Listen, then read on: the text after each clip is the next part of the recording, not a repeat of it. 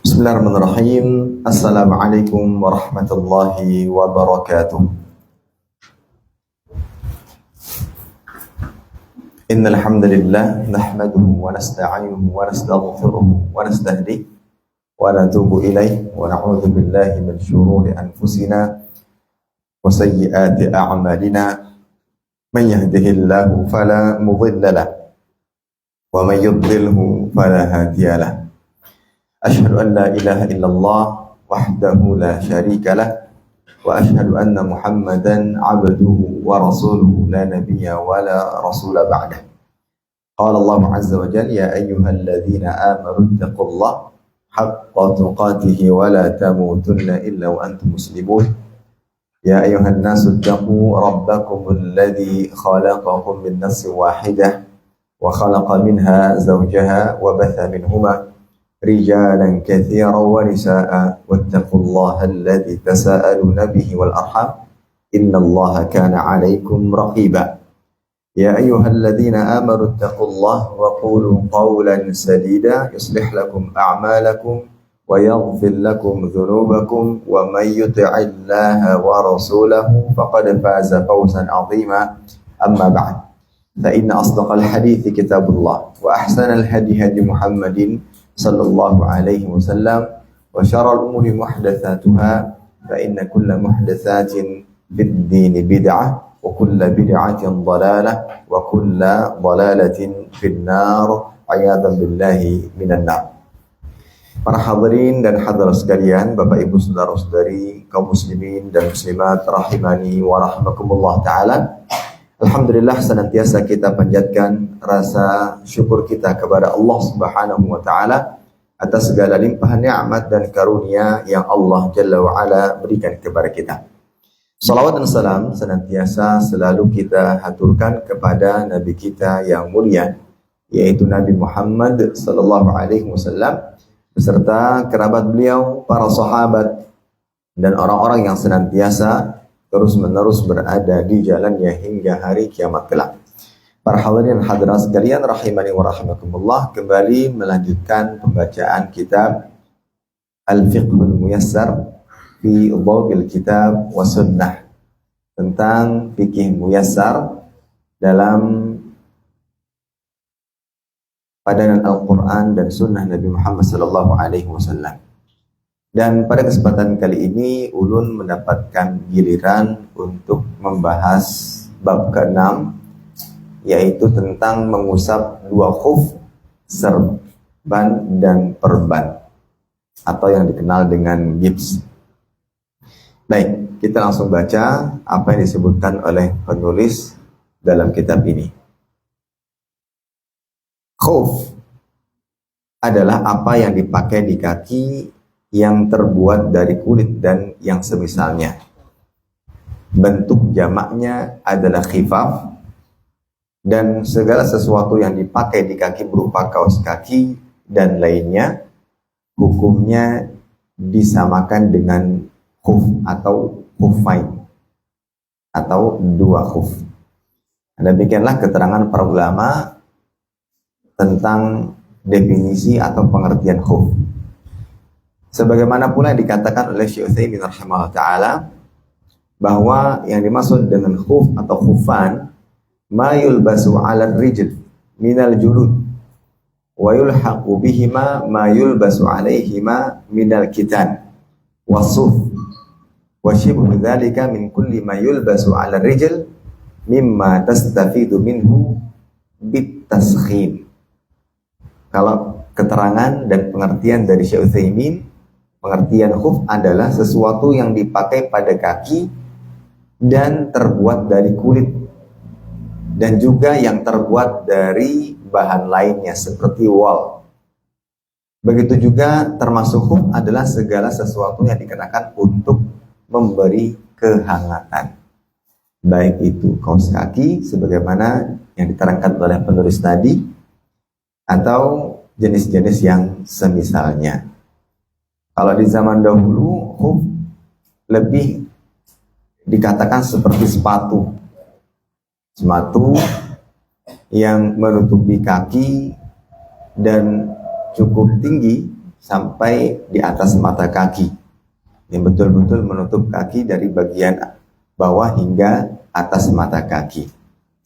Nah, itulah pengertian daripada khuf. Kemudian penulis mengatakan bahwa bab tentang mengusap khuf terdiri dari beberapa bagian. Yang pertama tentang hukum mengusap khuf, ya, hukum mengusap dua khuf dan dalil-dalilnya. Penulis mengatakan mengusap dua khuf itu boleh berdasarkan kesepakatan Ahlus Sunnah wal Jamaah. Ini adalah rukhsah atau keringanan dari Allah Subhanahu wa taala kepada hamba-hambanya, juga untuk menepis kesulitan dan kesengsaraan dari mereka. Sunnah dan ijma menetapkan adanya kebolehan. Dalam as-sunnah banyak hadis-hadis sahih diriwayatkan secara mutawatir yang menetapkan kesabitannya dari Nabi Muhammad SAW berupa perbuatan dan perintah beliau untuk mengusapnya serta pemberian rukhsah kepadanya. Dan hal ini sebagaimana yang ditunjukkan dalam sebuah hadis atau sebuah perkataan Imam Ahmad bin Hanbal, "Laisa fi qalbi minal mashi syai'un fihi arba'una haditsan an ashabi Rasulillah sallallahu alaihi wasallam ma rafa'u ila Nabi sallallahu alaihi wasallam wa ma waqafu." Beliau menerangkan tentang khuf ini, tidak ada dalam hatiku keraguan sedikit pun tentang hukum mengusap khuf. Ada 40 hadis dari para sahabat Nabi Sallallahu Alaihi Wasallam yang membahas akan hal ini. Ada yang marfu sampai kepada Nabi dan juga ada yang mauquf hanya sampai kepada para sahabat. Dan Hasan Al-Basri mengatakan, haddatsani sab'una min ashabin Nabi Sallallahu Alaihi Wasallam annahu masaha ala khuffain. Ya. Oh, baik. Jangka di sini. Sudah masuk bagian keempat. Baik, insyaallah. Belum lanjutkan sedikit dulu. Jadi dikatakan oleh Hasan Al-Basri bahwa beliau mendapatkan dari 70 orang sahabat Nabi Muhammad SAW bahwa Nabi Muhammad SAW mengusap kedua khufnya. Baik, tadi disampaikan bahwa materi yang disampaikan oleh pemateri sebelumnya itu sampai kepada bagian ketiga, ya, sifat dan tata cara mengusap dua khuf. Sehingga kita saat ini membahas bagian keempat, yaitu jangka waktu mengusap khuf. Silahkan dibuka di halaman 41. Baik, penulis mengatakan jika waktu mengusap bagi seorang yang mukim, ya, seorang yang mukim dan musafir yang safarnya belum membolehkannya untuk mengqasar salat adalah 1 hari 1 malam. Sedangkan jangka waktu mengusap untuk musafir yang safarnya membolehkannya untuk mengqasar salat adalah 3 hari 3 malam. Berdasarkan hadis Ali radhiyallahu anhu, dia berkata, ja'ala Rasulullah sallallahu alaihi wasallam 3 ayyamin wa layaliyahunna lil musafir wa yauman wa lailah lil muqim. Rasulullah sallallahu alaihi wasallam menetapkan jangka waktu mengusap khuf 3 hari 3 malam untuk orang musafir dan 1 hari 1 malam untuk muqim. Nah, ini tentunya berdasarkan hikmah Allah Subhanahu wa taala, di mana Allah Subhanahu wa taala menetapkan hal tersebut dengan tujuan untuk kemudahan. Bahkan kemudahan itu tidak hanya diperuntukkan bagi orang musafir, yang mukim sekalipun mendapatkan kemudahan dan rukhsah tersebut. Untuk musafir jelas, ketika kita bersafar dan kita menggunakan khuf, baik sebagaimana khuf yang ada di zaman dahulu ataupun khuf yang ada di zaman sekarang yang semisal dengannya. Seperti dalam beberapa riwayat disebutkan kaos kaki, kemudian sepatu-sepatu ada yang terbuat dari kulit ataupun terbuat dari bahan yang lainnya dengan tujuan untuk menghangatkan kedua kaki kita. Maka hal ini dihukumi sama dengan khuf. Dan Allah Subhanahu wa taala memberikan keringanan bagi kita untuk boleh menggunakannya dalam waktu 3 hari 3 malam ketika kita bersafar. Dan kalau dalam keadaan mukim, kita boleh menggunakannya dalam waktu 1 hari 1 malam. Di mana pada masa dan rentan waktu tersebut, di saat kita ingin bersuci, tidak perlu melepas kedua sepatu seperti. Saya rasa ini sudah dibahas pada pertemuan sebelumnya, cara untuk mengusap khuf, yaitu cukup dengan mengusap bagian zahir dan bagian atasnya saja. Tidak perlu membersihkan bagian bawahnya, atau bahkan tidak perlu melepas kedua sepatu kita selama tidak ada pembatal yang dilakukan oleh kita. Maka di masa tersebut kita boleh bersuci dengan cukup mengusap khuf, baik itu saat mukim atau pada saat sedang bersafar. Baik saat mukim atau pada saat sedang bersafar. Saat mukim 1 hari 1 malam, dan saat bersafar 3 hari 3 malam. Dan tentunya adalah rukhsah atau keringanan dari Allah Subhanahu wa taala, dan Allah Subhanahu wa taala suka apabila Allah menetapkan suatu keringanan, kita memanfaatkan keringanan tersebut. Baik. Kemudian yang berikutnya para hadirin, bagian yang kelima adalah pembatal mengusap khuf. Disebutkan ada beberapa pembatal mengusap khuf. Yang pertama, bila terjadi salah satu yang mewajibkan mandi, maka mengusap khuf batal hukumnya. Berdasarkan hadis Safwan ibn Asal, kana Nabi sallallahu alaihi wasallam ya'muruna idza kunna safaran alla nanzi'a khifafana thalathata ayyamin wa layaliyahunna illa min janabah. Nabi Muhammad sallallahu alaihi wasallam biasa memerintahkan kami bila kami musafir agar tidak melepas khuf kami selama 3 hari 3 malam, kecuali karena junub. Maka di antara pembatal mengusap khuf adalah junub. Dan itu mungkin terjadi baik dalam keadaan mukim atau dalam keadaan safar. Misal di saat dia sedang bersafar, tubuh dalam keadaan lelah dan letih, dia tertidur di atas kendaraan, misalkan naik bis ataupun yang semisalnya, tiba-tiba mimpi basah dan akhirnya janabah. Maka di saat tersebut gugurlah ya kebolehan untuk mengusap khuf di saat akan bersuci. Dia diwajibkan untuk melepas keduanya, kemudian dia mandi wajib. Kemudian yang kedua, bila bagian yang wajib tertutup dengan khuf terbuka, maksudnya bila sebagian kaki terlihat, maka batallah mengusapnya. Kan sebagaimana kita ketahui bahwa khuf itu antara syaratnya adalah menutup. Sebagaimana pada bagian kedua disebutkan syarat yang kedua, yaitu keduanya menutup bagian wajib, yakni bagian dari kaki yang wajib dibasuh. Mana bagian kaki yang wajib dibasuh? Yaitu di atas mata kaki hingga seluruh bagian yang berada di bawahnya. Maka seluruhnya harus tertutup dan tidak ada yang boleh terbuka, ya. Meskipun kalau kita kembali kepada perkataan para ulama, ada sebagian ulama yang mengatakan tidak dipersyaratkan bahwa khuf harus menutup seluruhnya. Ada pendapat yang mengatakan demikian. Di antaranya hal ini pendapat yang diambil oleh Syekhul Islam Ibnu Taimiyah dan Syekh Utsaimin rahimahullah taala. Mereka berpendapat bahwa tidak wajib khuf harus menutup bagian yang wajib dibasuh. Apa alasan mereka? Yang pertama, nas tentang mengusap khuf datang secara mutlak. Dan apa yang datang secara mutlak harus tetap pada keumumannya. Tidak bisa dikhususkan sebagaimana yang tadi disebutkan, yaitu harus menutup semua anggota kaki yang wajib dibasuh. Kemudian alasan yang kedua, kebanyakan dari para sahabat itu miskin-miskin, ya. Dan biasanya khuf milik orang miskin tidak terlepas dari yang namanya lubang-lubang, ya, lubang-lubang.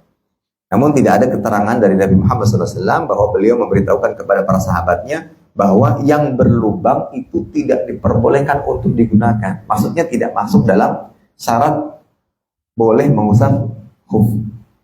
Maka pendapat ini ya dipilih oleh Syekhul Islam Ibnu Taimiyah dan Ibnu Utsaimin rahimahumullah taala. Hanya saja kalau pendapat mayoritas ulama dan banyak digunakan dan dipahami oleh para asatidzah kita bahwa khuf harus menutup semua ya bagian-bagian kaki yang wajib dibasuh. Memang lebih hati-hatinya seperti itu. Ya, lebih hati-hatinya seperti itu.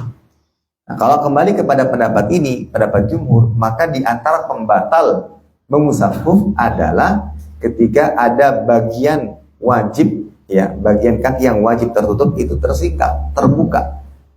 Maka di saat yang bersamaan batallah kebolehan untuk mengusap khuf. Nah, adapun tadi itu sebagai tambahan ilmu saja. Kemudian yang ketiga, melepaskan khuf dari kaki itu membatalkan usapan. Semisal, padahal ini adalah waktu kebolehan untuk mengusap khuf, baik dalam keadaan mukim atau dalam keadaan safar. Kok bisa Ustaz dalam keadaan mukim nggak pernah melepas khuf? Dan di pengalaman pribadi di saat masih kuliah ya, terutama di musim-musim dingin, jadi kami terbiasa menggunakan kaos kaki yang tebal.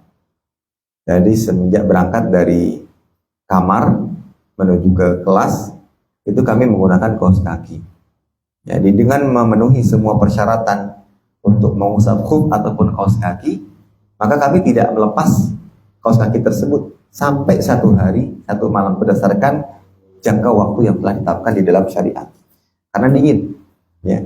Jadi cukup membasuh tangan dan lain sebagainya hingga pada saat kena bagian kaki kami sekedar mengusap di bagian atasnya. Meskipun pada saat itu kita tidak menggunakan sepatu ataupun yang semisal dan khuf, dan kita hanya menggunakan kaos kaki. Karena terdapat dalam sebuah riwayat bahwasanya Nabi Muhammad SAW masah alal jawrabain, beliau pernah mengusap di atas 2 kaus kakinya. Nah, jadi melepaskan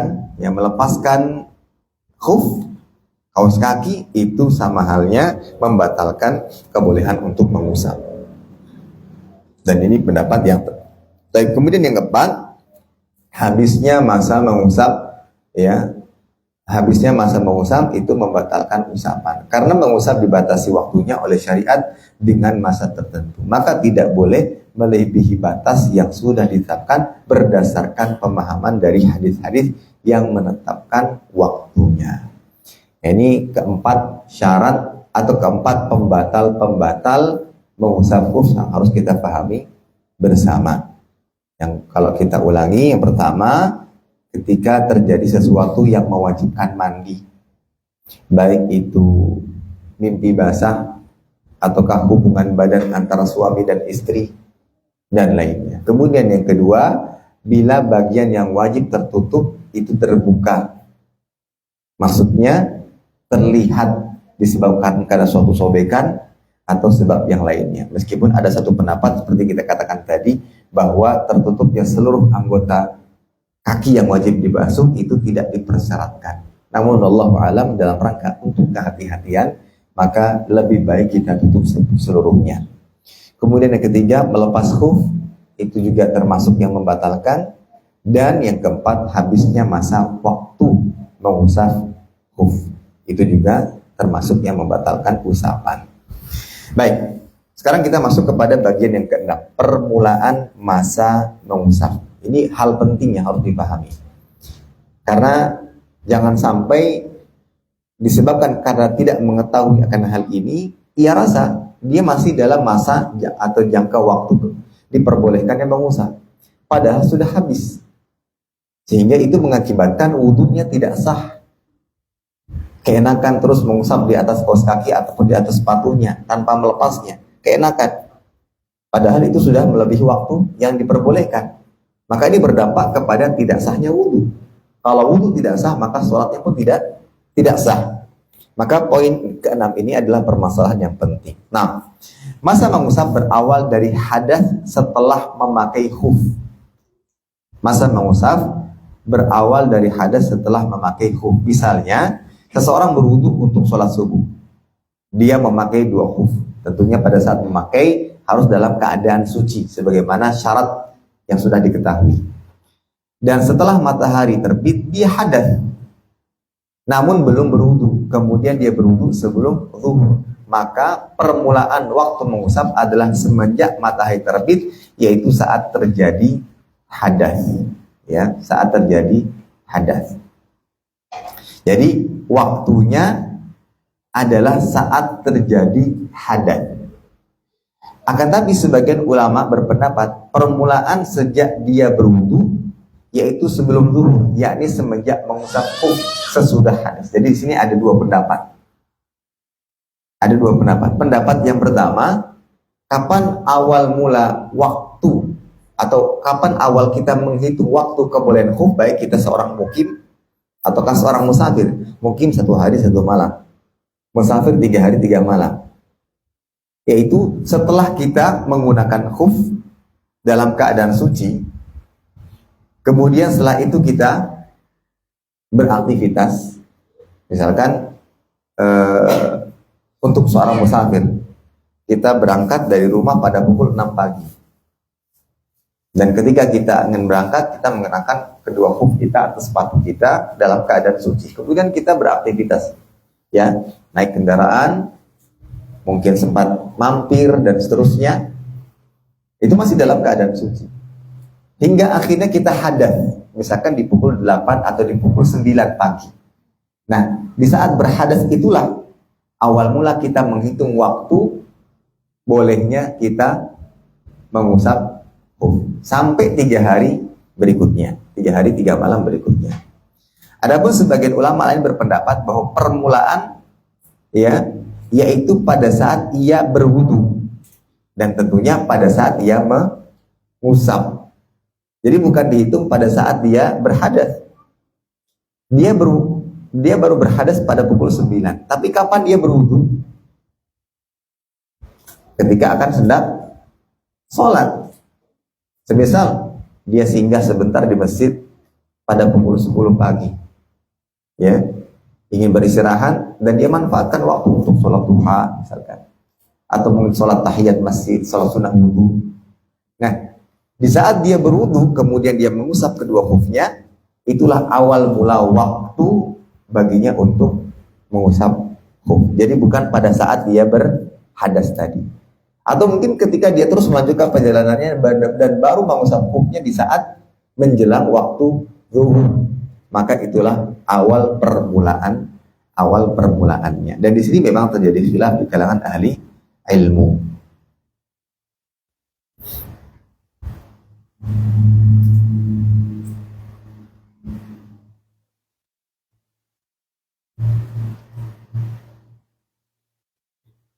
Dan Allah Ta'ala alam bisawab, pendapat yang kami pribadi lebih condong kepadanya adalah dimulai sejak pengusapan pertama kali dilakukan kepada khuf, ya. Dan ini merupakan pendapat jumhur ulama dan pendapat yang dipilih oleh Syekh Utsaimin rahimahullah ta'ala.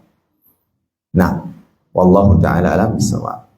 Dan hal ini berdasarkan sebuah hadis, ya, yang berbunyi yamsahul muqim yauman walailah wal musafir thalatha. Bagi mukim durasi pengusapan adalah 1 hari dan 1 malam, sedangkan bagi musafir durasi pengusapannya adalah 3 hari.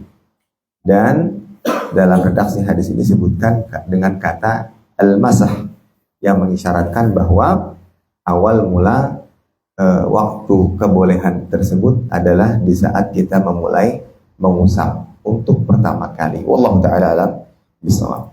Nah, para hadirin hadirat sekalian rahimani wa rahimakumullah, kita ingin membuat rincian terkait durasi mengusap khuf saat safar dan mukim. Yang terkadang, ya, ada beberapa keadaan dan kondisi adanya perpindahan status antara mukim dan musafir. Maksudnya bagaimana?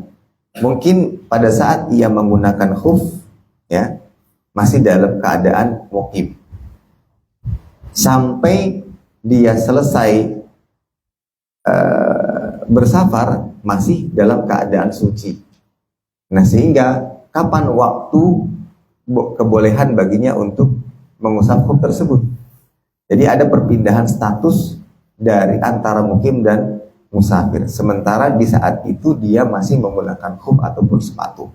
Oleh karena itu ada beberapa keadaan yang akan kita sebutkan dan bagaimana hukumnya. Pertama, dia kondisinya adalah dia menggunakan khuf masih di kampung halaman, maksudnya masih dalam keadaan mukim. Kemudian dia safar. Lalu dia bersafar sebelum hadas. Ya, memakainya dalam keadaan mukim, kemudian dia safar. Dan pada saat safar sebelum berhadas. Nah, durasi yang mana yang dipakai? Durasi untuk seorang mukimkah atau durasi untuk seorang musafir? Karena di saat ia mengenakan kedua khufnya, ia mengenakannya dalam keadaan mukim. Kemudian dia bersafar tapi belum berhadas. Maka jawabannya durasi yang dipakai adalah durasi musafir. Ya, durasi yang dipakai durasi musafir. Karena durasi dihitung ketika dia mulai mengusap. Sebagaimana pendapat jumhur. Dan dia belum berhadas pada saat di rumah, sehingga belum ada pengusapan. Nah, ketika berhadas, dia statusnya sudah menjadi seorang musafir. Kapan seorang dikatakan mulai bersafar? Itu saat dia beranjak dari rumahnya. Dan kebolehan untuk mengqashar dan seterusnya, itu di saat dia sudah mulai berangkat. Belum boleh seorang untuk mengqashar sholat ketika dia masih berada di rumahnya. Yang boleh jika memang ada satu hajat dan kebutuhan, dia hanya sekedar boleh menjamaknya. Tapi untuk mengqashar belum, karena dia masih dalam keadaan mukim. Nah, disinilah ada pembahasan seperti ini. Jadi ketika dia menggunakan khuf masih dalam keadaan mukim, kemudian belum sempat berhadas, dia sudah safar duluan. Maka durasi yang digunakan pada saat itu adalah durasi musafir, yaitu 3 hari dan 3 malam. Kapan waktu kebolehan mengusap khuf dimulai? Yaitu berawal dari pengusapan yang pertama. Nah, kemudian keadaan yang kedua, dia memakai khuf ketika safar. Jadi bukan ketika mukim. Ketika berangkat mungkin masih menggunakan sendal yang mudah untuk dilepas dan dipasang. Nah, pada saat sudah perjalanan, barulah dia menggunakan khuf. Lalu sampai rumah sebelum hadas. Sudah sampai rumah belum hadas dia. Belum hadas. Maka durasi mana yang dipakai? Mukim atau musafir? Bisa dipahami ya kondisi yang kedua? Ya. Maka jawabannya adalah durasi mukim. Kenapa? Karena dia belum memulai mengusap sama sekali pada saat safar. Jadi misalkan ulun safar. Pada saat pertama kali berangkat, belum menggunakan kaos kaki, khuf, atau yang semisal dengannya. Ulun hanya menggunakan sendal yang mudah untuk dilepas dan digunakan. Ketika sudah di perjalanan, mungkin sekitar 1 jam, barulah ulun menggunakan sepatu. Ya, perjalanan misalkan memakan waktu sampai beberapa jam.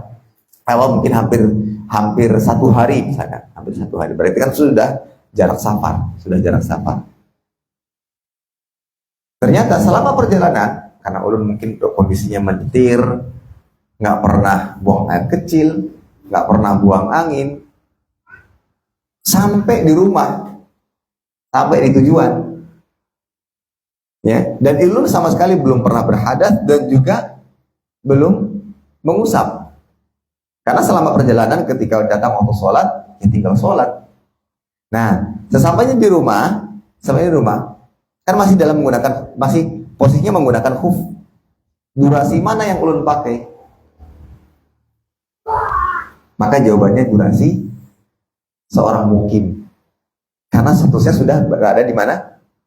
Di rumah. Kenapa sebabnya? Karena selama perjalanan belum terjadi hadas dan belum ada pengusapan.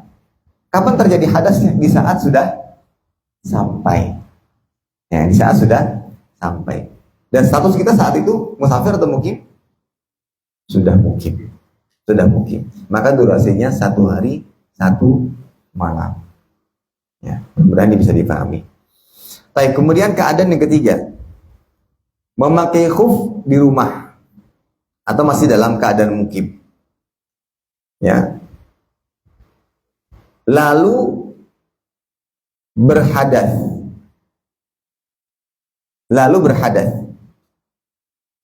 Kemudian dia safar. Dia berhadasnya di mana? Di rumah, masih dalam keadaan mukim.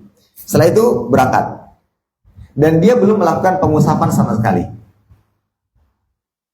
Kapan atau durasi mana yang digunakan? Mukim atau musafir? Menurut jumhur, musafir. Tapi kalau menurut berdasarkan waktu hadas, maka mukim. Karena dia awal mula kena hadasnya kapan? Pasti dalam keadaan mukim. Tapi Allah alam, kalau pribadi lebih condong kepada pendapat jumhur, sehingga durasi yang digunakan saat keadaan ini adalah durasi musafir. Iya, hadas terjadi saat mukim, tapi ia belum mengusap sama sekali. Misal dia pada saat mau berangkat sudah dalam keadaan suci, dia kenakan kaos kakinya, kemudian dia gunakan sepatunya atau khufnya, kemudian dia berhadas, mau wudu, tanggung, sudah mepet waktu, berangkatlah dia. Nah, maka durasi yang digunakan adalah waktu durasi musafir, karena nanti pada saat di perjalanan baru dia akan bersuci, mengusap dan seterusnya.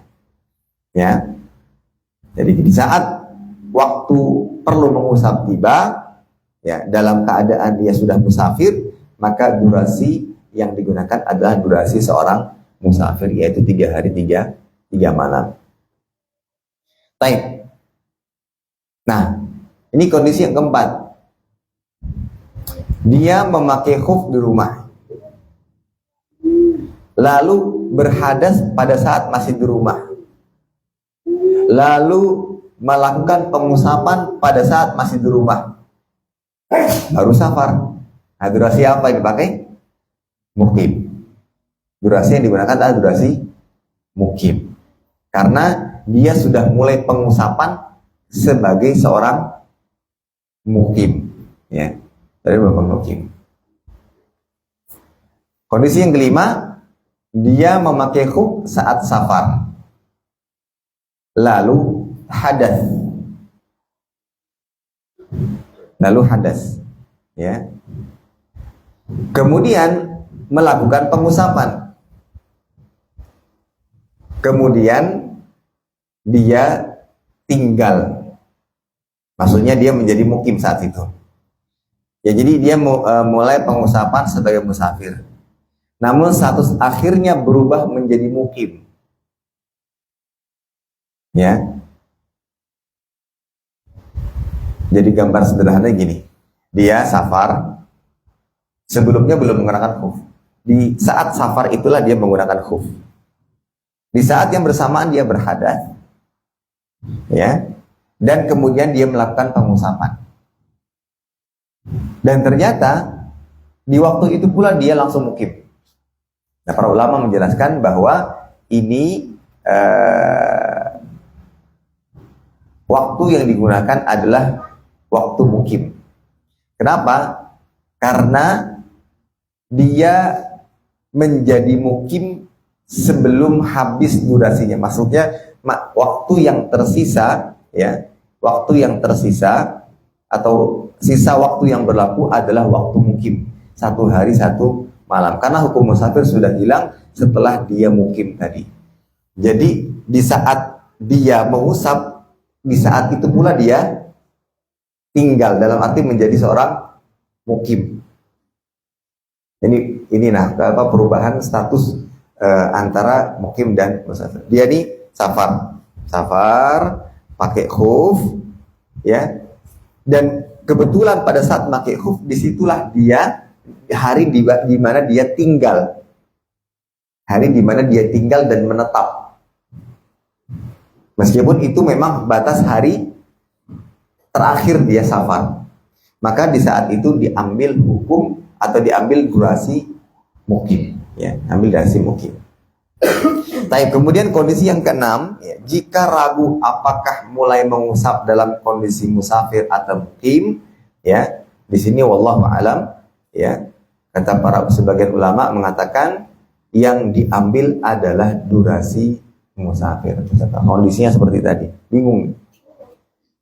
Perpindahan antara mukim dan musafir. Saya pakai pada saat mukim. Kemudian bagaimana keadaannya, entah disebabkan karena lupa atau belum mengetahui hukumnya. Maka yang diambil adalah durasi musafir. Mengapa? Karena al-yakin la yazulu bisyak.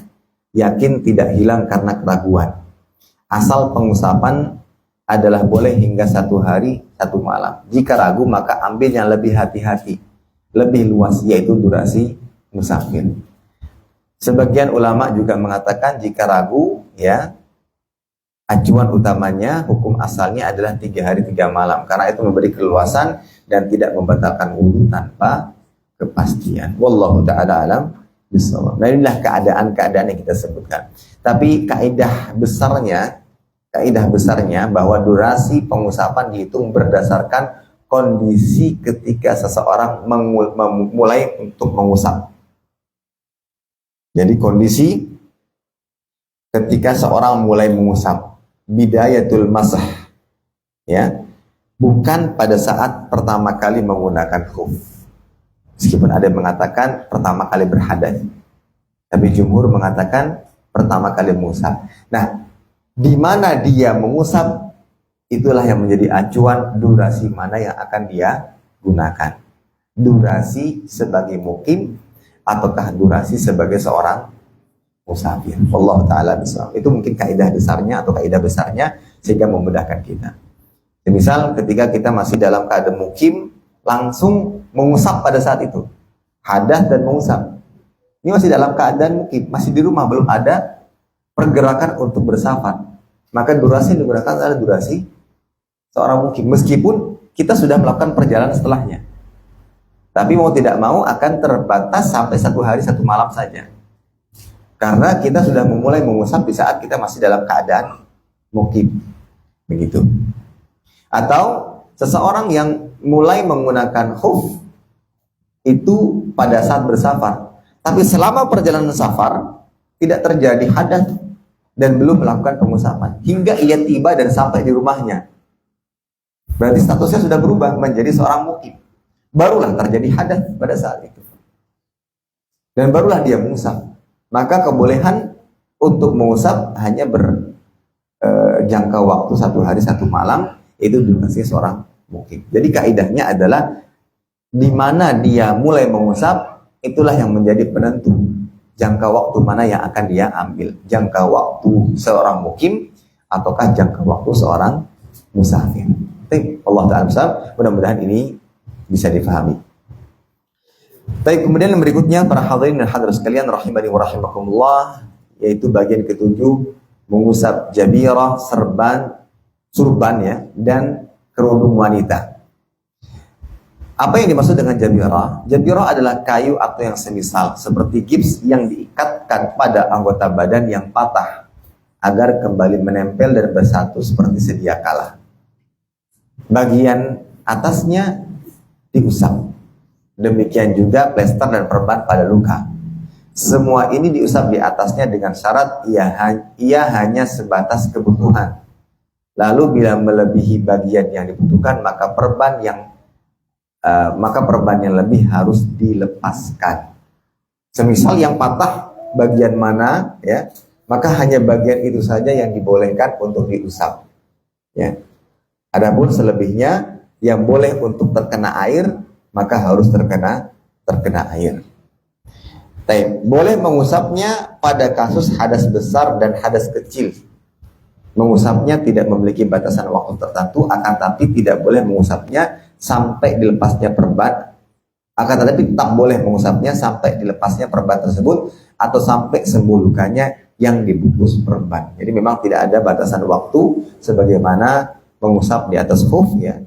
Tapi batas waktunya adalah sampai lukanya betul-betul sembuh atau sampai perbannya dibuka dan boleh terkena air bagian lukanya. Dalilnya adalah bahwa mengusap jabirah adalah darurat dan sesuatu yang darurat diukur sesuai dengan kadarnya. Sebagaimana Allah Ta'ala katakan, fattaqullaha mastata'tum. Bertakwalah kalian kepada Allah Ta'ala sesuai dengan kemampuan kalian. Nah, dan tidak ada bedanya antara dua hadas tersebut, baik hadas besar ataupun hadas kecil. Sehingga dalam hal ini tidak bisa disamakan dengan mengusap khuf. Kalau mengusap khuf di antara pembatalnya adalah janabah. Jadi dia hanya untuk hadas kecil saja, sementara hadas besar maka tidak bisa, tidak boleh seseorang tidak melepas khufnya. Nah, berbeda halnya dengan mengusap jabirah ataupun perban ataupun seperti gips untuk membalut area luka. Maka ini berlaku baik dalam keadaan hadas kecil ataupun hadas besar. Nah, demikian pula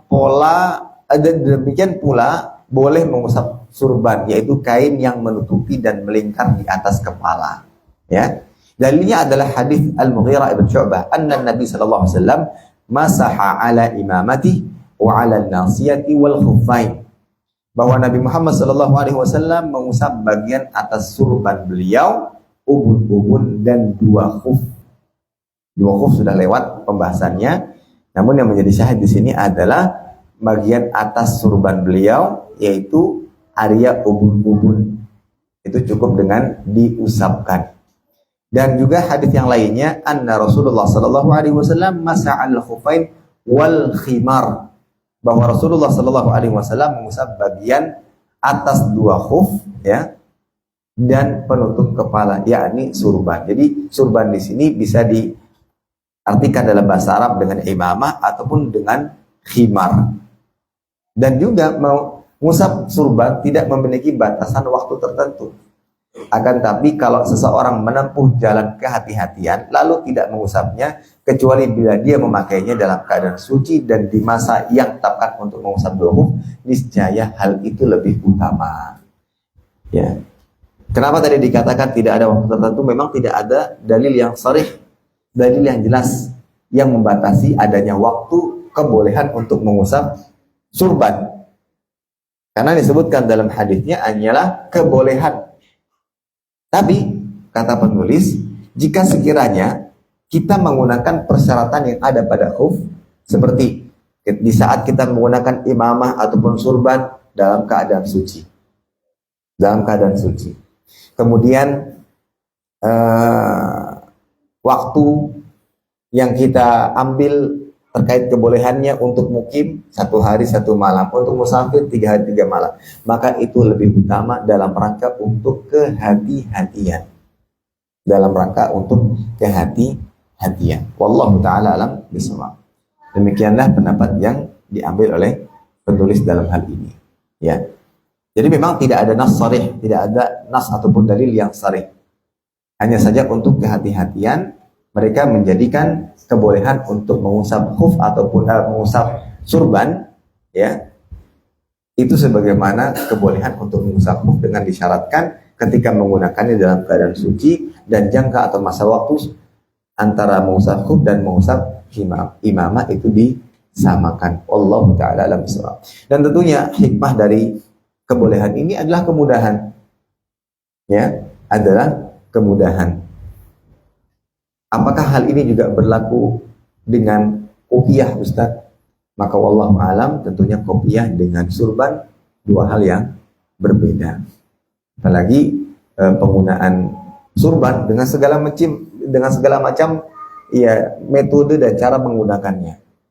Mau yang diikat-ikat atau hanya menggunakan iqal ya misalnya, maka hal itu masuk dalam kebolehan tersebut. Bagaimana dengan kerudung wanita? Kerudung wanita yang digunakan untuk menutup kepala, maka yang lebih utama adalah tidak mengusapnya. Karena bila ada kesulitan dalam melepasnya atau karena ada sakit pada kepalanya, kecuali bila ada kesulitan dalam melepasnya atau karena ada sakit pada kepalanya atau yang semisal dengannya. Ya. Jadi kalau kerudung bagaimana? Bukankah kerudung itu lebih aula, lebih utama dibandingkan hanya surban? Kalau laki-laki menggunakan surban, sepertinya sih lebih mudah untuk dilepas dibandingkan wanita. Kalau secara akal demikian. Sementara wanita lebih susah. Kemudian yang kedua, wanita lebih lagi jangan sampai terbuka. Kenapa? Kalau terbuka nanti ya terlihat auratnya, area leher, kepala. Maka kalau secara hajat wanita lebih aula. Tapi kalau kita kembali kepada dalil, menurut penulis bahwa pada dasarnya wanita lebih utamanya tidak mengusapnya. Dalam arti dia cari tempat yang tertutup, kemudian ia basuh sebagaimana berwudu. Kecuali jika ada kesulitan, memang ada kondisi yang menyulitkan, semisal area tempat wudunya terbuka. Ataupun kondisi-kondisi yang lainnya menyulitkan dirinya untuk membuka khimarnya atau kerudungnya, ya. Atau semisal ketika ada area yang sakit di kepala sehingga sulit baginya untuk melepaskan khimarnya, atau mungkin sedang diperban atau yang semisalnya, maka di saat keadaan seperti ini maka diperbolehkan baginya untuk mengusapnya. Dan dalilnya kembali kepada dalil mengusap di atas jabirah tadi, yaitu perban, dengan dasar adalah kesulitan atau al-masyaqqah. Dan Allah Ta'ala mengatakan fattaqullaha mastata'tum. Bertakwalah kalian kepada Allah Ta'ala sesuai dengan kemampuan kalian.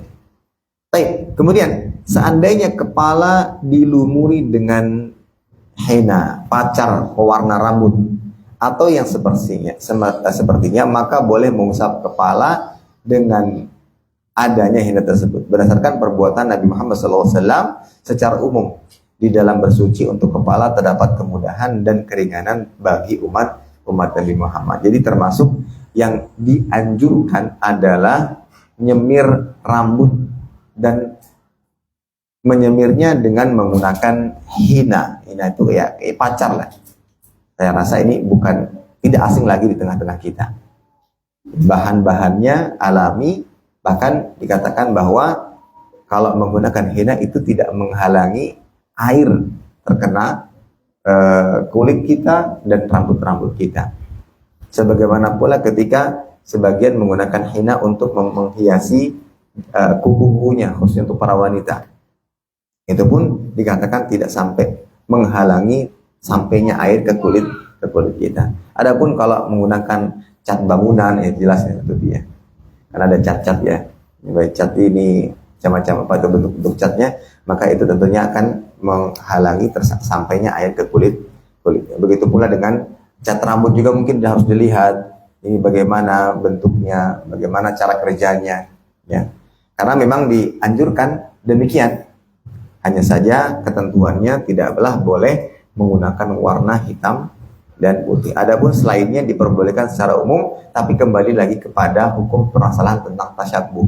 Jika sekiranya ia menggunakan warna-warna yang mentasyabuhi orang-orang fasik, misal ada yang menggunakan warna merah, hijau dan sebagainya, tapi itu malah bertasyabuh dengan orang-orang fasik, maka tentunya hal itu dilarang dan diharamkan. Berdasarkan keumuman hadis Nabi Muhammad SAW, man tasyabbaha biqaumin fahuwa minhum. Barang siapa yang menyerupai suatu kaum, maka dia termasuk golongan mereka. Nah, maka dengan ini selesailah pembahasan tentang mengusap khuf, ya. Selesai pembahasan tentang mengusap khuf. Dan para hadirin dan hadirat sekalian rahimani wa rahimakumullah, kalau berbicara tentang khuf, mungkin sudah disampaikan oleh Ustaz sebelumnya, kita teringat akan sebuah hikmah bagaimana sikap seorang hamba terhadap syariat-syariat Allah Subhanahu wa taala. Di mana syariat tidak selalu bisa diukur dengan logika. Apa dalilnya? Khuf. Ya, sebagaimana perkataan dari Ali bin Abi Thalib, "Lau kana ad-dinu bir-ra'yi." Ya, kalau sekiranya agama itu dengan akal, lakana asfaluhum aula bil masih min a'la.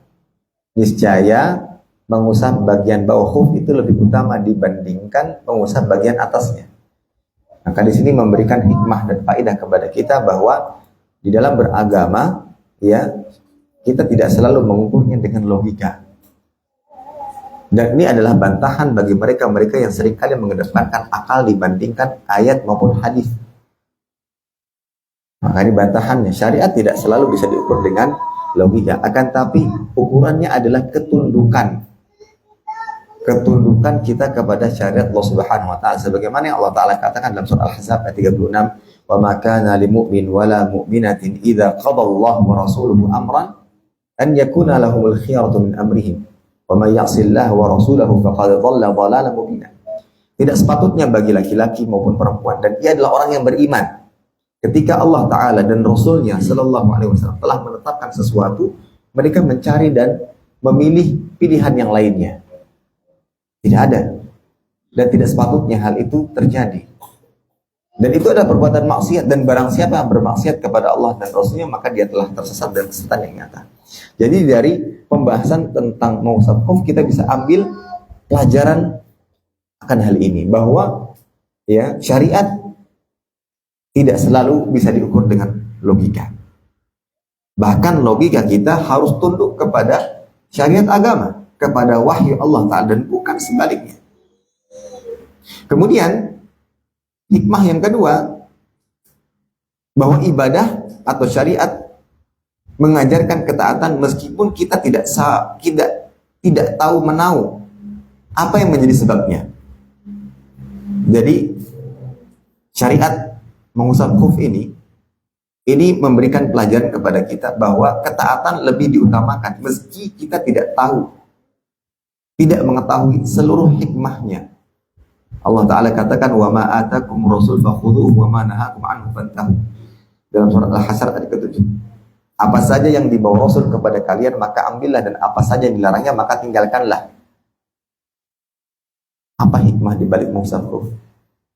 Selain daripada kemudahan yang Allah Ta'ala berikan. Sudah, dengarkan, jalankan. Taati, laksanakan. Jadi, Masya Allah, di balik adanya syariat mengusap khuf, di situ ada pelajaran berharga. Bagaimana semestinya sikap hamba terhadap agama, terhadap syariat Allah Ta'ala. Bahwa ketaatan lebih diutamakan meski kita tidak mengetahui apa yang menjadi sebab dan apa yang menjadi hikmah di balik syariat dan perintah tersebut. Mungkin masih banyak yang menjadi tanda tanya besar, kenapa kok yang seperti ini diperintahkan? Padahal kan sepertinya menyulitkan. Kenapa tidak seperti ini dan seperti itu? Dan tentunya pertanyaan-pertanyaan seperti ini tidaklah boleh diucapkan oleh seorang hamba. Karena dia dalam rangka seperti halnya memprotes tentang ketetapan Allah Subhanahu wa taala. Wallahu la yus'alu amma yaf'al wa hum yus'alun. Allah Ta'ala tidak ditanya tentang apa yang Allah Ta'ala lakukan. Kitalah yang nantinya akan ditanya. Makanya di balik syariat mengusap khuf itu memberikan pelajaran ketaatan lebih diutamakan dibandingkan ya kita dituntut atau kita mengetahui apa hikmah dan apa sebab di balik pensyariatan tersebut.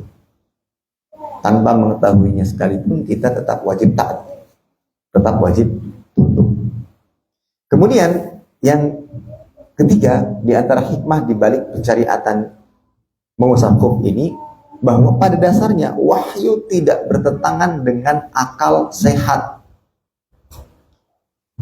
Sehingga ayat atau pembahasan ini mengajarkan tentang keseimbangan antara akal dan syariat. Syariat memberikan kemudahan, rukhsah lewat mengusap khuf.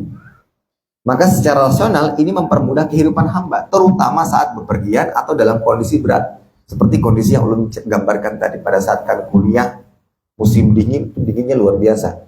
Dan dingin di Arab Saudi itu berbeda dengan musim-musim dingin di beberapa negara yang kelembapannya masih ada. Kalau di sana kering, musim dingin yang kering itu betul-betul kulit akan pecah-pecah, akan betul-betul sakit. Jadi perjalanan dari rumah dari kamar ke kelas cukup jauh karena area kampus cukup luas, ya. Itu wajah kita itu seperti kayak ditampar-tampar, ditempeleng, saking keringnya. Maka adanya syariat mengusap khuf ini memberikan kemudahan. Nah, itulah yang dimaksud. Akal kita pada dasarnya tidak bertentangan dengan syariat Allah Subhanahu wa taala. Demikianlah yang seharusnya. Akal harus tunduk kepada syariat, bukan sebaliknya. Ya. Akal bisa menangkap kemaslahatan yang dikehendaki oleh syariat Allah Subhanahu wa taala. Nah, ini pelajaran bisa kita ambil bahwa pada dasarnya akal tidak bertentangan, ya, terhadap syariat Allah Subhanahu wa taala. Kemudian di antara hikmah dari syariat mengusap khuf ini, nah, pembahasan ini ibarat kayak melatih akal kita. Untuk apa? Untuk tunduk dan bukan membangkang. Semisal ketika kita teliti lebih dalam lagi, kenapa sih mungkin cuma 1 hari? Kenapa nggak 2 hari? Mungkin saja ada aktivitas atau kesibukan yang lebih banyak, bahkan mungkin lebih banyak dibandingkan seorang musafir. Kenapa kok musafir cuma 3 hari? Kan safar bisa, bahkan ada pendapat 4 hari. Kenapa nggak 4?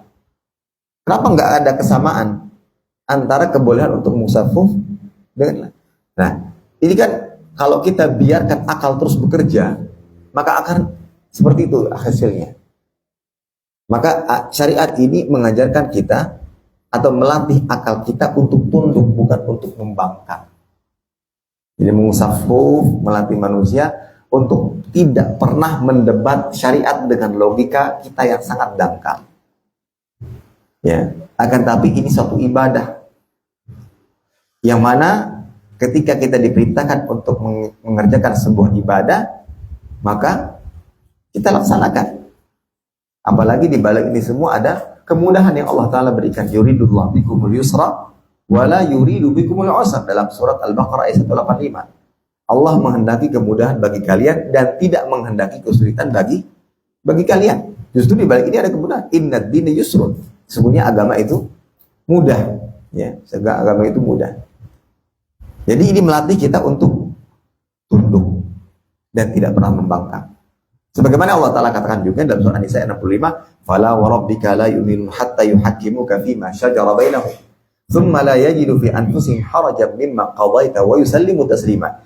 Maka demi Rabbmu, mereka tidak beriman hingga engkau Muhammad dijadikan sebagai hakim. Jadi mereka berbondong-bondong menuju kepadamu dan menjadikan engkau sebagai hakim, memutus hukum. Kalau saat ini bagaimana? Ya kembali kepada Al-Quran dan hadis Nabi Muhammad SAW. Itulah menjadi acuan kita di dalam menyelesaikan sebuah permasalahan.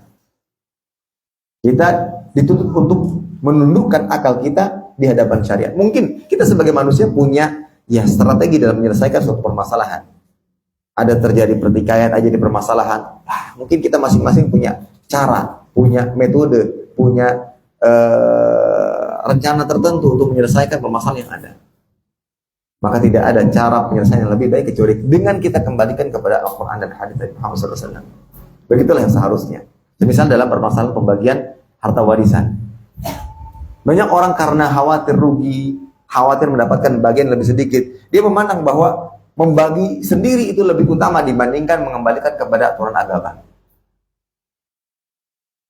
Sehingga yang paling banyak berbicara di sini adalah yang paling tertua. Karena aku yang paling tua lah, aku yang atur. Ikam dapat ini, ikam dapat ini, ikam dapat ini. Kenapa? Karena ikam tuh gini-gini, tuh lihat anak ikam banyak segala macam. Ini lebih banyak. Jadi menganggap bahwa perhitungannya lebih hebat dibandingkan aturan Allah Subhanahu wa Ta'ala. Ini tidak tepat. Padahal seharusnya akal tunduk terhadap syariat. Maka ketika berbicara tentang permasalahan khuf ini, itu mengajarkan kita untuk itu. Coba bayangkan, yang diusap bagian atas, bukan bagian bawah. Karena kalau secara akal, yang lebih pantas untuk diusap bagian bawah, karena disitulah ya bagian yang terkena area-area yang kotor di tanah-tanah, apalagi pada saat sedang safar. Apalagi safarnya mungkin ke area-area yang dipenuhi dengan banyak area-area kotor. Tapi ternyata syariat tidak memerintahkan kita untuk mengusap bagian-bagian yang kotor. Nah ini, ya, kita harus menjadikan kunci penyelesaian dalam setiap permasalahan yang ada itu Al-Quran dan Sunnah. Summa la yajidu fi anfusihim harajan mimma qadaita wa yusallimu taslima. Dan juga setelah menjadikan Al-Quran dan hadis itu sebagai acuan dalam menyelesaikan masalah, kita di saat sudah ditentukan, kita menerimanya dengan lapang dada tanpa ada rasa keberatan sedikit pun juga. Misalnya dalam masalah pembagian warisan tadi, sudah dibagi ini berdasarkan ayat-ayat Allah Ta'ala, dan begitu pula penjelasan Nabi Muhammad SAW. Kakak dapat sekian, adik dapat sekian, ya mama dapat sekian, misalkan ya. Sudah sepersekian, sudah dibagi berdasarkan aturan agama. Nah, jangan ada rasa dongkol sedikit pun dalam hati. Kenapa Ulun dapat sekian? Padahal kan kayak gini. Nah, kemudian dia berandai-andai menganggap bahwa kondisi atau perhitungannya lebih tepat dan lebih utama dibandingkan aturan Allah Subhanahu. Tidak tepat, tidak boleh. Tapi malah kebalikannya, kita harus menerima inilah pembagian yang terbaik, dan di balik itu ada hikmah. Di balik itu ada hikmah. Jadi pernah ada cerita, perlu diceritakan oleh teman waktu semasa kuliah. Jadi di daerahnya itu sempat mungkin tersebar di mana-mana ceritanya. Jadi ada satu keluarga yang ditinggal meninggal oleh bapaknya dan meninggalkan beberapa bidang tanah. Kemudian dibagi, dan cara pembagiannya waktu itu berdasarkan penentuan yang paling tua. Kamu dapatkan. Yang paling bungsu mendapatkan tanah yang mana dilihat sangat tidak tertarik. Ketika dijual mungkin tidak ada yang mau beli. Tanahnya mungkin ya nggak rata, dipenuhi dengan batu-batu keras, susah untuk dibangun di atasnya bangunan-bangunan yang bisa dimanfaatkan dengan cepat, dengan waktu yang sangat cepat, kecuali setelah mengeluarkan biaya begitu banyak. Sudah. Ini nggak bisa berkata apa-apa. Ya. Sama sekali tidak ada acuan agama di dalam pembagian tersebut. Tapi mungkin di balik kesabarannya Allah Ta'ala memberikan yang terbaik.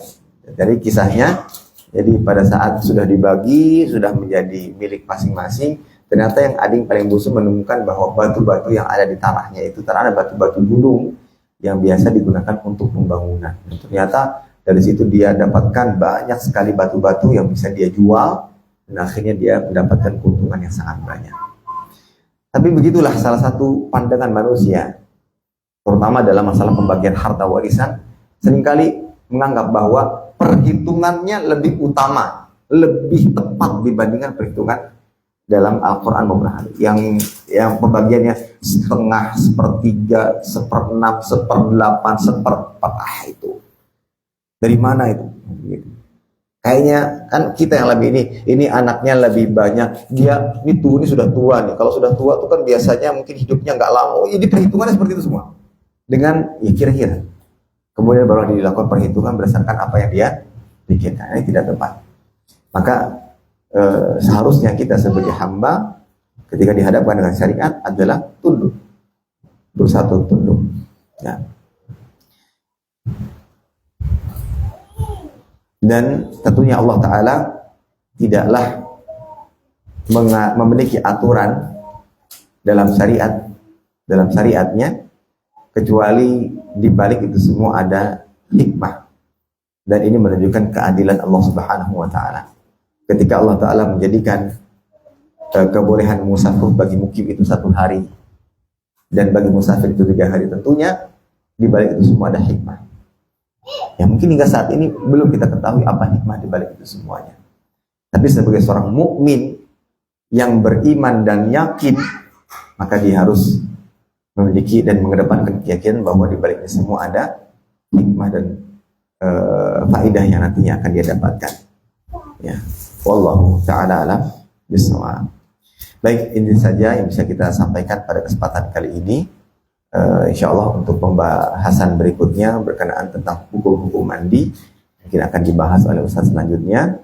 Adapun yang kita bahas pada kesempatan kali ini ada beberapa seperti yaitu tentang jangka waktu mengusap, kemudian pembatal-pembatal mengusap khuf, kemudian permulaan masa mengusap, kemudian tadi kita memberikan beberapa contoh keadaan durasi mana yang digunakan di saat adanya perubahan status antara mukim dan musafir. Di saat ia menggunakan khuf masih dalam keadaan mukim, kemudian selanjutnya dia bersafar, maka durasi mana yang akan digunakan? Maka ketentuannya tadi sebagaimana kita katakan, kaidah besarnya adalah di mana dia mulai mengusap, disitulah yang menjadi awal mula dia mendapatkan keringanan untuk mengusap khuf tadi. Wallahu ta'ala alam bissawab. Baik, pertanyaan kah? Yang kuning gratis. Yang ini kade gratis. Harus bisa menjawab pertanyaan.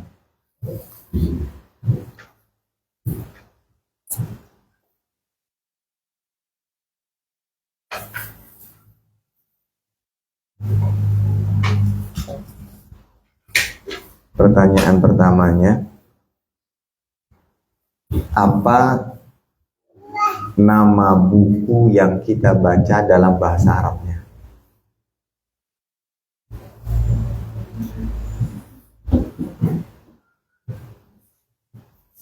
Ada tahu nggak? Udah berapa lama kita mengkaji? Udah lama ya? Kayaknya kita perlu tahu ya. Nama bukunya. Tahunya Fikih Muyassar gitu ya. Ada tambahan di akhirnya. Tadi sempat kita bacakan. Al-Fiqhul Muyassar fi Baw'il Kitab was Sunnah. Al-Fiqhul Muyassar fi Baw'il Kitab was Sunnah. Kitab ini ditulis nukhbah minal ulama, kelompok ulama, dan tujuan penulisan kitab ini adalah untuk memudahkan kita sebagai para penuntut ilmu agama yang pemula, agar memudahkan kita di dalam memahami agama ini dan memudahkan kita dalam mengamalkannya. Baik, ini pertanyaannya bolehlah menggunakan materi pertemuan yang lalu, boleh ya?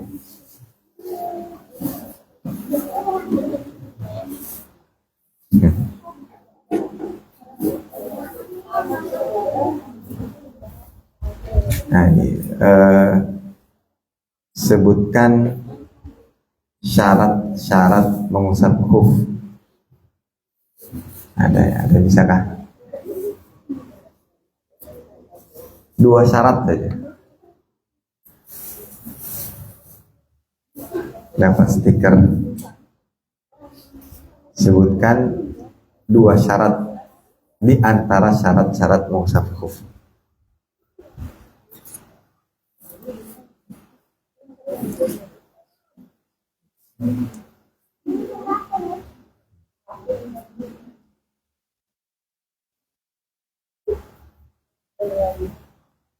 Nah, ada kah? Oke, catatan dulu. Kayaknya materinya yang Hasan hari ini jadi. Sebutkan 4 pembatal mengusap khuf.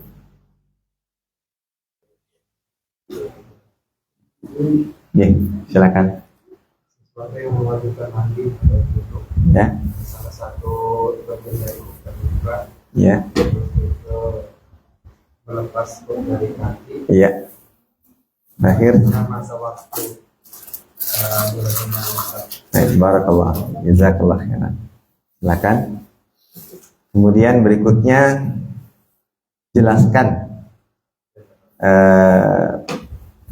permulaan kebolehan mengusap khuf. Jelaskan tentang permulaan kebolehan mengusap khuf. Dan tadi disebutkan ada 2 pendapat di dalam permasalahan ini.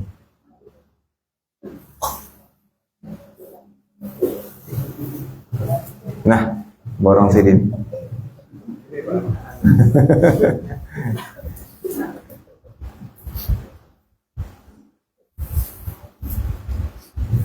Sedih lagi kah? Ibu-ibu kah? Ibu-ibu? Boleh kalau nggak malu. Nggak malu kah?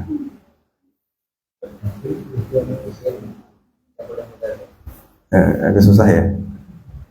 Apa dasar kebolehan mengusap jabirah? Jabirah itu tadi perban.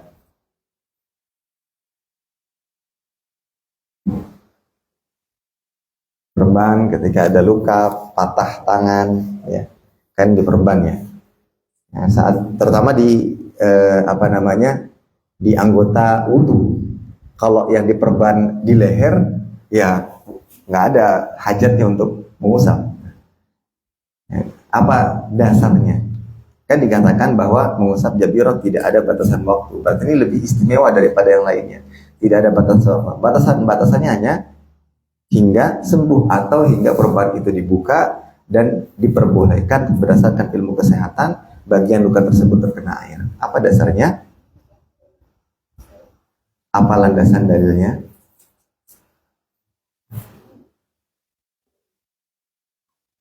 Gin. Pembatasan waktunya tidak ada Tidak ada dalilnya ya. Tapi dasarnya kenapa itu diperbolehkan? dari syariat kita. Berasal dari syariat. Berdasarkan dalil fattaqullah mastata'tum. Dapat 2 CD. Dapat 2 aja. Karena dijual CD bedanya. Banyak dapatnya. Baik. Kemudian berbicara tentang bolehkah wanita mengusap khimar, kerudungnya? Boleh. Hukum asalnya langsung boleh. Gimana? Bisa dijelaskan?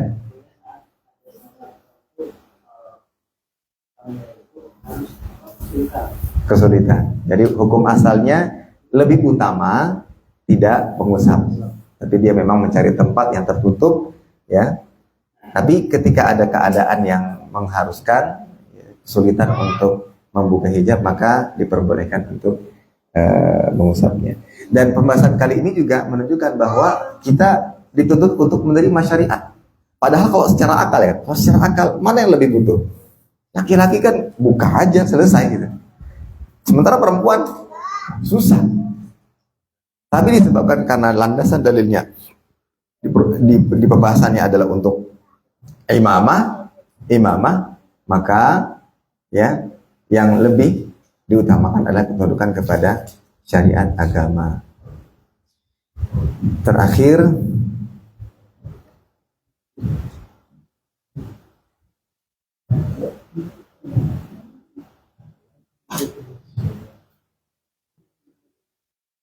pertanyaan yang tadi lagi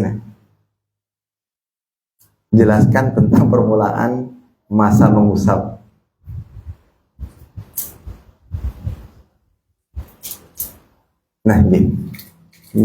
Tahu aja sih dari tadi sempat ngangkat tangan.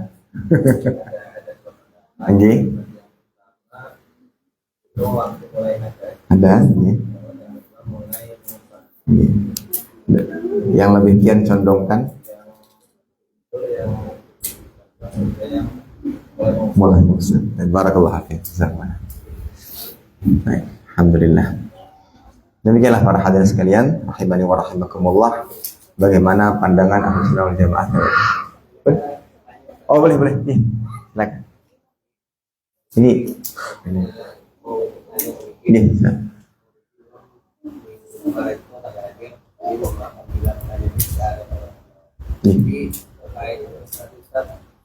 Itu berapa kali usapan itu pertama kemudian apakah ini pada saat kita berkondisi tangan basah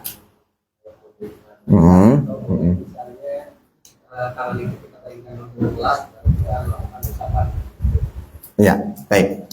Bismillah, alhamdulillah. Yang pertama, berbicara tentang mengusap, itu sama halnya dengan mengusap area kepala. Mengusap di sini dengan 2 cara, baik dengan menggunakan sisa-sisa air setelah kita membasuh membasuh tangan, atau kita mengambil air baru kemudian kita hempaskan, barulah kita mengusap kepala. Maka demikian pula di area khuf. Adapun bagaimana cara mengusapnya, cukup usap satu kali, yang cukup usap satu kali bagian atas khuf tersebut, maka sudah mencukupi apa yang dimaksud dengan mengusap khuf seperti itu. Jadi tidak ada tata cara tertentu, hanya cukup mengusap bagian atasnya saja seperti itu. Allah Ta'ala. Ya, silahkan.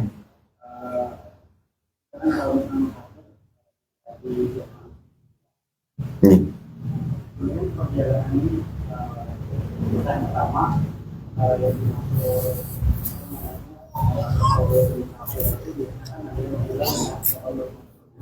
Oh ya, gini.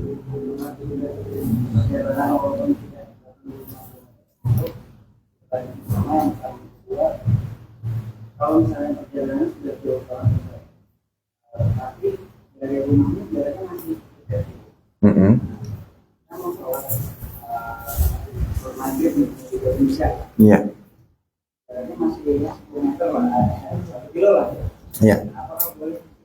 Baik. Bismillah, alhamdulillah. Berbicara tentang masalah safar, para ulama berbeda pendapat jarak yang dikatakan sebagai safar. Ada yang mengatakan tadi berdasarkan jarak tertentu, dan itu pun beragam, 80 sampai 85 kilo atau bahkan lebih daripada itu. Ada yang kedua berdasarkan urf atau kebiasaan atau adat istiadat daerah setempat. Misal dari Banjarmasin ke Playhari ini masuk safar apa enggak? Nah, hanya saja yang paling memudahkan kita biasanya menggunakan jarak. Karena kalau urf terkadang hal ini mungkin diketahui oleh sebagian orang, tapi tidak diketahui oleh sebagian yang lainnya. Semisal sampainya di Playhari, bingung mau tanya siapa, ini masuk urf safar apakah tidak gitu. Nah, seringkali yang paling mudah untuk diaplikasikan di dalam hidup itu dengan menggunakan jarak. Tinggal lihat jarak, apakah sudah mencapai sekian kilometer, ya, baru bisa diaplikasikan di sini safar ataukah tidak. Nah, kemudian kebolehan atau keringanan yang diberikan bagi seorang musafir di antaranya adalah bisa mengqashar. Adapun menjamak ini tidak ada kaitannya dengan, pada dasarnya tidak ada kaitannya dengan safar. Jamak itu diperuntukkan bagi siapa yang mendapatkan kesulitan. Ya. Dan salah satu bentuk kesulitan yang diperbolehkan untuk menjamak sholat adalah pada saat sedang safar. Hanya saja para ulama membahas bahwa meskipun dalam keadaan safar, tapi ketika mudah bagi kita untuk sholat pada waktunya, maka lebih utama sholat pada waktunya. Meskipun kita mengqashar. Semisal ketika kita diminta untuk jadi imam, ya mungkin kebetulan pas pian safar, pian yang pakai jubah, berkopiah, berjanggut, disuruh jadi imam. Pian pada lawan jamaah, mohon maaf bapak ibu, ulun musafir. Karena bapak pian berhak jadi imam. Kenapa? Karena penampilan pian. Karena dalam bacaan lagi. Ya, penampilan pian. Nah, ini jadi imam. Ya sudah, pian sunnahnya menyempurnakan atau mengqashar. Nanti sholat asar lagi. Karena kebetulan waktu itu pian istirahat dari zuhur sampai asar misalkan, istirahat. Yang lebih utama adalah dengan sholat pada waktunya. Nah, begitu. Meskipun boleh bagi musafir untuk menjamaknya. Ini berbicara tentang masalah afdhaliyah. Nah, hanya saja kebolehan itu dimulai pada saat kita sudah melakukan perjalanan dan keluar dari daerah kita. Sementara kalau masih di dalam area atau daerah kita, belum ada kebolehan untuk mengqashar. Tapi yang diperbolehkan adalah menjamak jika ada hal yang mendesak, gitu. Ya. Tapi pada umumnya, insya Allah tidak ada yang mendesak. Sehingga dia bisa lakukan sholat itu nanti pada saat di perjalanan. Apalagi misalkan dia nyetir sendiri, mudah baginya untuk singgah di tempat manapun, ya. Kecuali memang ke daerah-daerah Kalteng ya. Ya, ini karena tahu nanti di masjid di mana lagi nih misalnya. Karena tahu kemudian di masjidnya ini aman apakah ada hal-hal yang terlarang ataukah tidak, seperti itu. Jadi mungkin dengan pertimbangan itu bisa saja nanti dijamak dan diqashar. Wallahu ta'ala bisawab. Ya. Kalau pelai hari ini dari Banjar masuk Safar lah. Hurufnya. Kalau secara jaraknya belum ya, 60. Nah kalau hurufnya Bu Andian kan ahli orang sini asli. Hah? Pas jam sampai lah. Kada masuk berarti.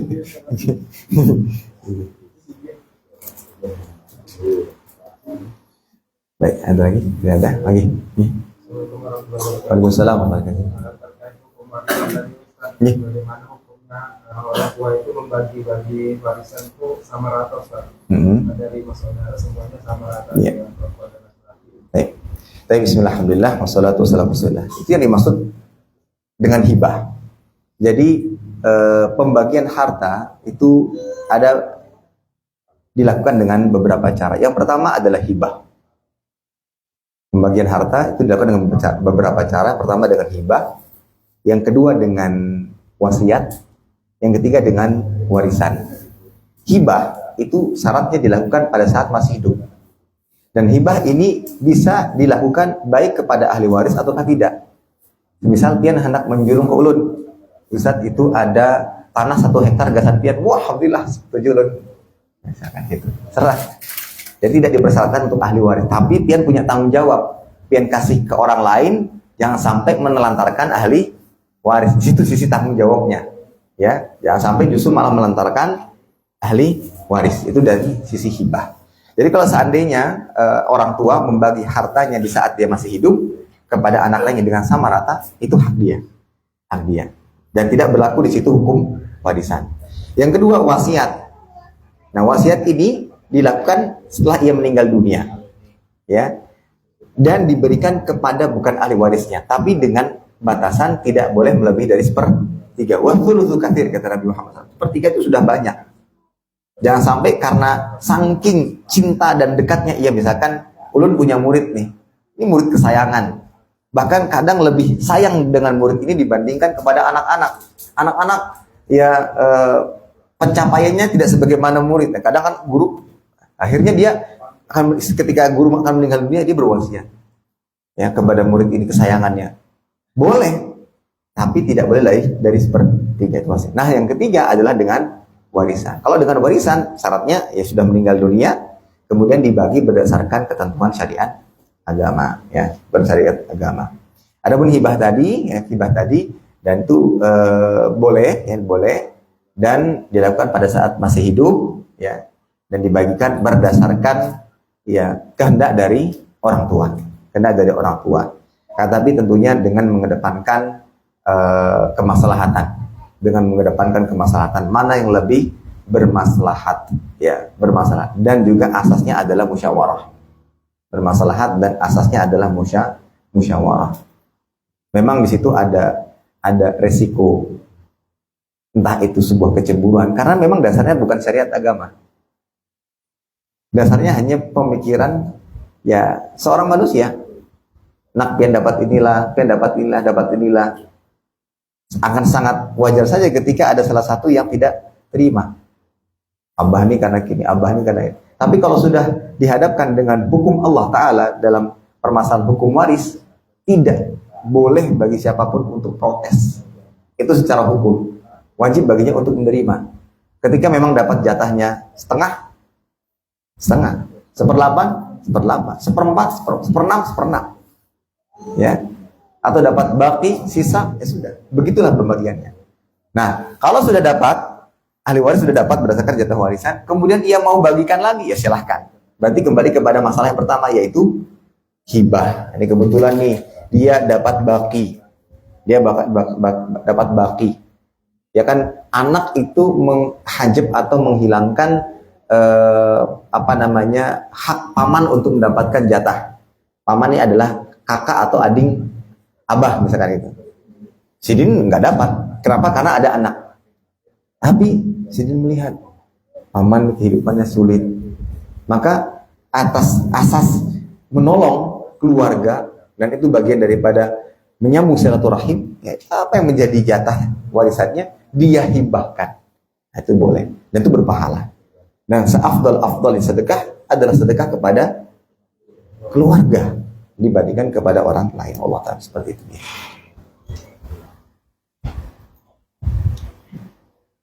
Baik, masa cukup.